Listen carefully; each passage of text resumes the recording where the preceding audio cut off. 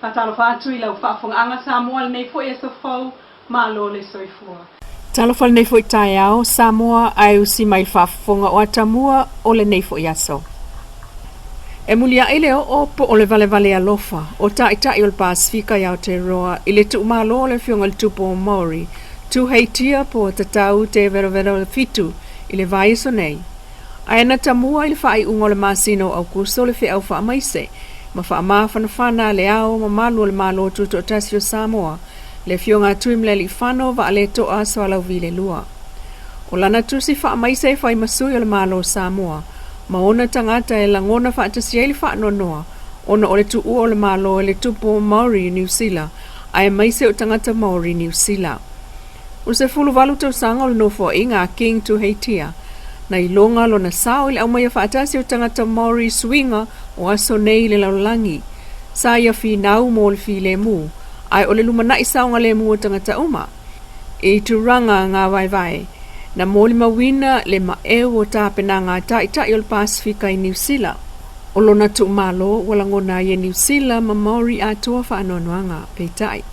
I le wha maisenga wha alenga nua Samoa i le tu malo ai o le tupu i turanga vai na moli mawina le maeo o tāpena ngā tai o le Pasifika i New Zealand. Ma sauno alo i ai le sunga tele ai Edwin Puni e whai maleo. O le awala pa ia sao lato fatino le si ulau niu ai le launga lea na tau tuai le whaamao popo a inga o Samoa o se vaenga o lananga i whanua o le whaaloalo ma le si alofa ai o le tuu whaatasi ai o tai o e ka le sia Samoa i Aotearoa i ona whaafea ngai fia. Ua mawai atua i ana po le vaenga mua whaalawa i tele o le tauvanga mi Samoa i luma mauto le malo i le ele fau ia pia. Ma mori mawina ai le ma ewo le matango fie o puletasi u malawa se fulu lima ta maita i tauwa ai o le lango le tunuu o whaingo fie na mori mawina lea la asanga ma wha amasino ai le lautele e peifo o na whai le tausanga taluai ina o le tuua wanoa o le pulenga o tāpenanga e le totongia o le mata ina o le sivafi o le Miss Samoa Miss Pacifica moe moana swanki le sivaenga ia wha fianga na sila mio yaile au mai moa peitai. O le isi vaenga tele o lo whaatali fo yaile tunuu. O ta vale te wina e peo na maasani ai talu na wha vae maile nei tau vanga. O ta vale wha mai paepa mai ai ta mai tai tau vaa. Ma ta amilo i le wati le tau langa nga iatu luma mauto le malo. Wa atofa i le tai au le asfroile le na wha moe. Peitai wa vato i nei lango le mtanga luenga o tinam ta mai tai. I tāpenanga o le Miss Samoa mai le ploketi o ati na e tu malo le fase fululi maafe tala. O se lato fo ilea wha amalo si au le una ia o to mai tutusa ai o le una ia o ta leni e pine ai tau mawhainga o ave iai le wha taua. O le safrai le nei le tauvanga ta vale te wina ai aso to na ia iloa le lau ngā toningi o le tauvanga mai loa ai le Miss Samoa fau mo le lua o lua wha lua o lua lima. A o lumana iai le whaatalinga o le taunu umai o le tupu o Beretania i Samoa ma tupu o isia tunu o ma lol tāpulenga le masina fau. Ai o lea waulua i taunu uai le fionga le masiofo a le tupu o Tonga Queen na naisi pau u tuku aho. O le isi lea usu ngā fono o le fono tina kerusiano le Pasifika ma le lalulangi lea wausui ai le vaya sonei i le tānoa tustala ia pia. A mata mai ana nafi mawha mai ai le sa. O le sauninga, sa tatala alo i ai le nafa moe o le South Pacific Area Seminar i le metisi i Faleula na awai atu i ai le fionga le palamia fia me na umi mata afa masui o le malo Samoa. O le awai mai o le masiofo i le fono i Samoa. O le awhea i loa i ai foi i le li o tangata tonga o lo o au maul tātua tanu. Ai o tai ta maita i longa le Pasifika mo mata upe so tanga ianga i whanua ai o taltonunga lotu male whaalau teleina. Ua tofi ai nei le tofa haulungia pe telo ka vesi e whaima ofisa sili mua o le mtanga luenga ele mafua ngā whanua. O le tausanga mua leo le nei mtanga luenga ai sa ave ai lea tamali i ma pule sili o le whaala poptonga o le Samoa Lands. Hei tai utofi alo i ai nei fo i leisi ofisa sili fau.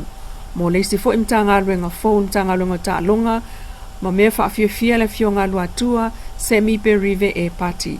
Wha maunia ka peneta i le vai sanei, o ia te ia to mai maua lunga ma universite, maua loa tau tua i le malo, i le vai ngo wha maunga, ai o le pulenga o tulisi wha apel officer taui, mo wha lavelave wha fua sei. Ai o le fionga lua tua wa ia te ia fo i to mai ma wha ilonga, tā ua, mo le ngā luenga tau pule anga. Ngā ngalue ai o le officer siri lango lango le mta ngā luenga wa onga, tā longa ma ngā nuu. Whaawa wai tā longa kirikitil nei vai aso mo le te wile pe o na mansani ai, o awe au fiai lei a vai mai tau ngā manono le au tamaitai, fetu wau le ti avea mari tamaitai, o le awe i au le vai nuu mai manono, o le tanifo le vau mai sili, o le pusi ulai mai whangaloa, o le aini usami mai le whanga le Snow Boys mai utai Amelika, o le aumanga tupua mai whangaloa, o le vai ngafa mai ngā uta mai, whaatolotolo a tama mai ngā tai vai o auna lea ua awai e le tovanga kirikiti o le nei fo i sanga o le te wila. Awa fo ine nau nau e whaile mele lei, ai ngalo ai o na whaile me sa. A whaia iei nisi mele lei matango fie, ta ule leia mauna mea mo le nei tau wanga ma le tamini sanga. Ia whai e a vea ma ai wha asili, la auto o unanga ma tamu whainga. Moa tātou au uma o le atau sinio le nei tau sanga ia manatua, le taalo, tau saafia, taalo marpoto, taalo marwhautauta, ai o le sili o ia mea uma, ia iai le fi le mu ma le fia fia i taini uma. O lau ta talo, ia whamanuia mai le atua i le nei vai aso, ma le whamoe moe ina ia sao mauri, mea uma. Ma au te fia fia i whailo atu, ua ta tala lo ia nei, le tamla sanga le kiti sa mo le te wila, lua o, lua wha, kai kua mai manuia. Ai wo tu lai e fai masui o le komiti nei, kiti sa mo e wha leo ina le nganga whaaftai. Whaaftai mua ia e mori le fionga le tausi mtanga luenga. O pa ia lava o fongaa ia le to e oso mātou leo. Pa ia e le sao le kalesia e utubai iai le tato e kalesia metutisi a Samoa atoa ma le lalolangi. Whaaftai e tuai lau sunga le whawhenga taulangi ia mo upwala i au nei aso. Whaaftai tele lau o fionga le minista ta longa. Ia ona o lou fio mai le nei tae au e te tala alo ia tato ta misanga nei. Ia e mamoli le nganga whaaftai au malava ua whaatasi mai le tae au le nei. O kirikiti, tu lou lava, e le aise tupe mauai, a le fatu malona ano, ia mauai le whealfangina o nuu, ma fio anga e meise tupulanga, ma le maftanga sa moa sa aula mai ai. O le mafuanga tonu wale na, e le mwhai foi leu sa unoan minista, ia malele le tatou tamafa le anganga. O le fatu a tore na o menei o au kirikiti mo le lumana, e mauai maftanga anu taitasi mai tu malo ma me uma. Ia, o le sa mato fatu, ia le lei, la tatou tang fai mo muisa vai, le sa fai el tatou talonga ma le liki tau sanga lente atu nei. Ia mamanatu e lor tau sanga le nei. Ia e a fio mai e pia, e wha lau tele atu le tatou wha moe. Moe ta eo lale nei, ia, e wa fio mai le tatou malo, e wa nei me uma, e wha tino ale tupe. Ia e wha aftai na i tangata o lo lango mai, tu mai lo lato tau au, ia maua se leni, ia e mai se le tu lango le tau mwhaina, ia maua tongi mo tatou. O le wha ua awe le tarsanga le tatou malo, ia e so ani mai tau lumanga o tatou tongi mo ni tau sanga.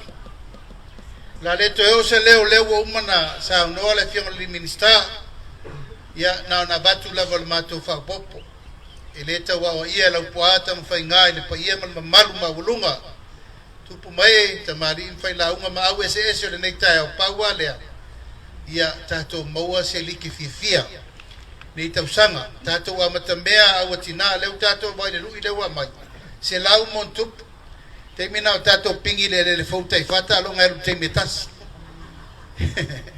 E tato on sa ia tu i le tasi il malai.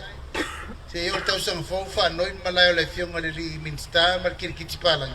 Se kako mo foi soli nga mule le ngami o. E kako on sa i Tātou amata I le tausanga a se o tausang fau ia.